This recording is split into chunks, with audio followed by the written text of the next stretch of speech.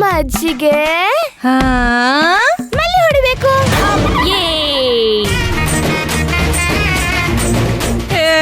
ಇದು ಮೋಸ, ಚೀಟಿಂಗ್. ನಾನು ಒಪ್ಕೊಳ್ಳಲ್ಲ ಇದನ್ನ, ನಾನು ಒಪ್ಕೊಳ್ಳಲ್ಲ.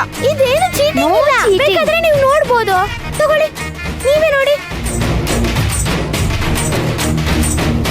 ನಮ್ ಭೈರವಿ ಯಾವತ್ತೂ ಚೀಟಿಂಗ್ ಮಾಡಲ್ಲ.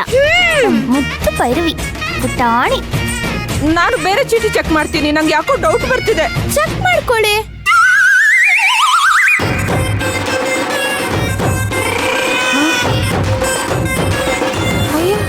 ಇನ್ನೊಂದು ಕೊಡಿ. ಅಯ್ಯೋ, ಬೇರೆ ಬೇರೆನೇ ಇತ್ತಲ್ಲ ಮಾರ್ರೆ. ಮತ್ ಯಾಕೆ ನಾನೇ ಒದೆ ತಿನ್ನೋದು ಬರ್ತಿದೆ? ಅತ್ತೆ, ನಮ್ ಕೆಲಸದೊಳಗೆ ಹೊಡಿ. ಯಾಕಂಗ್ ಕೂತಿದ್ಯಾ? ಹೊಡಿ ಮೊದ್ಲು ಬೇಗ. ನಾನು ಈ ಆಟಕ್ಕಿಲ್ಲ. ನನಗೆ ಅರ್ಜೆಂಟ್ ಕೆಲಸ ಇದೆ, ಈಗ ನೆನಪಾಯ್ತು. ನಾನು ಈ ಆಟಕ್ಕಿಲ್ಲ, ನಾಟಕ್ಕಿಲ್ಲ. ನಾನು ಇಲ್ಲ. ಅತ್ತೆ, ಚೀಟಿಂಗ್.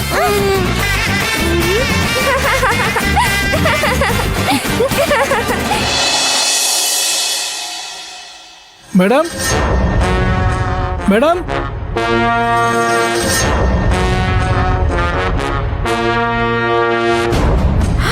ಲಾಯರ್ ಬಂದಿದ್ದಾರೆ ಅಂದ್ರೆ ಏನೋ ವಿಷಯ ಇದೆ ಅನ್ಸುತ್ತೆ. ಸ್ವಲ್ಪ ಹೊತ್ತು ಇಲ್ಲೇ ಇದ್ದು ಕಾದು ಕೇಳಿಸ್ಕೊಳ್ಳೋಣ. ಶಿವಕಾಮಿ,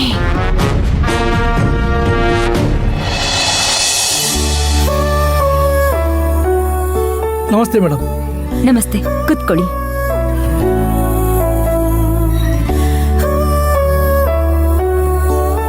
ಏನ್ ವಿಷಯ? ಮೇಡಮ್, ರಾವಣ್ ಅವ್ರ ಕೇಸ್ನ ಮತ್ತೆ ಓಪನ್ ಮಾಡ್ತಾ ಇದ್ದಾರಂತೆ.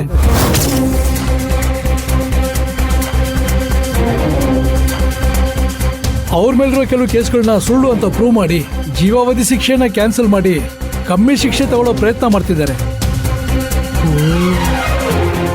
ಅದೆಲ್ಲ ಹೇಗ್ ಸಾಧ್ಯ ಆಗುತ್ತೆ? ಸಾಧ್ಯನೇ ಇಲ್ಲ.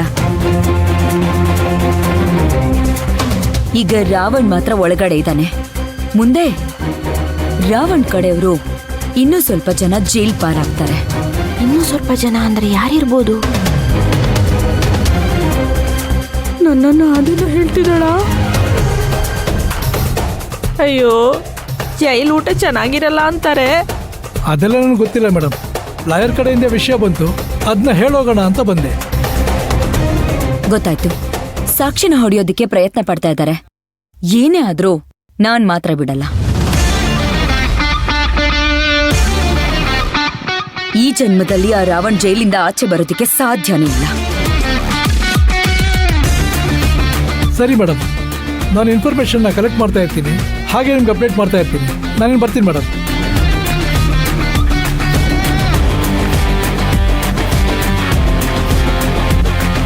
ಸುತ್ತಿ ಬಳಸಿ ನಂಬುಡಕ್ಕೆ ಬರ್ತಿದ್ಯಲ್ಲಪ್ಪ. ಶಿವಗಾಮಿಗೆ ಶತ್ರು ಅಂತ ಇರೋರು ರಾವಣ್ ಮನೆ ಕಡೆಯವರು, ಮತ್ತೆ ನಾವು. ಅಯ್ಯೋ, ನಾವು ಸ್ವಲ್ಪ ಹುಷಾರಾಗಿರ್ಬೇಕು. ನಾನು ಕಳ್ಕೊಂಡಿರೋ ಶಕ್ತಿನ ವಾಪಸ್ ಪಡ್ಕೊಳ್ಳೋ ಪ್ರಯತ್ನದಲ್ಲಿದ್ದೀನಿ. ಆದಷ್ಟು ಬೇಗನೆ ನಾನು ನಿಮ್ಮನ್ನು ಭೇಟಿ ಮಾಡ್ತೀನಿ. ನಿಮ್ಮೆಲ್ಲ ಪ್ರಾಬ್ಲಮ್ನು ಸಾಲ್ವ್ ಮಾಡ್ಕೊಡ್ತೀನಿ. ಯಾವಾಗ ಬೇಕಾದರೂ ಕಾಲ್ ಮಾಡಿ, ಏನು ಸಮಸ್ಯೆ ಇಲ್ಲ.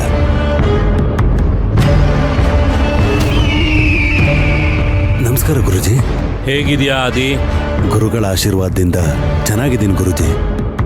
ಅದ್ ಸರಿ, ಮತ್ತೆ ಏನೋ ಹೇಳಿ ಕಳಿಸ್ದ್ಯಲ್ಲ, ಏನೋ ಮಾತಾಡಬೇಕು ಅಂತ. ಒಬ್ಬ ಗುರು ಆಗಿ ನಿಮಗೆ ಗೊತ್ತಿಲ್ವಾ ಗುರುಜಿ? ಗೊತ್ತು, ಪೂಜೆ ಬಗ್ಗೆ ಕೇಳೋಕೆ ಅಂತಾನೆ ಬಂದಿದ್ಯಾ ಅಲ್ವಾ?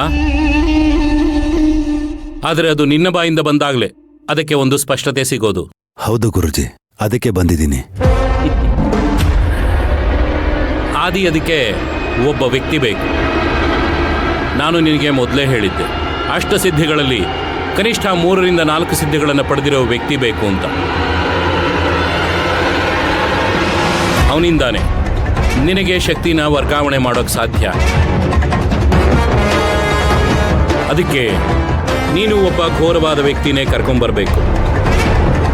ಬಂದ ಮೇಲೆ ನಾನು ನಿನ್ನ ಜೊತೆ ಚರ್ಚೆ ಮಾಡಿದ ಹಾಗೆ ಕರಾಳವಾದ ಅಮಾವಾಸ್ಯೆ ದಿನ ಧಾರಾಳವಾಗಿ ಪೂಜೆ ಮಾಡಬಹುದು.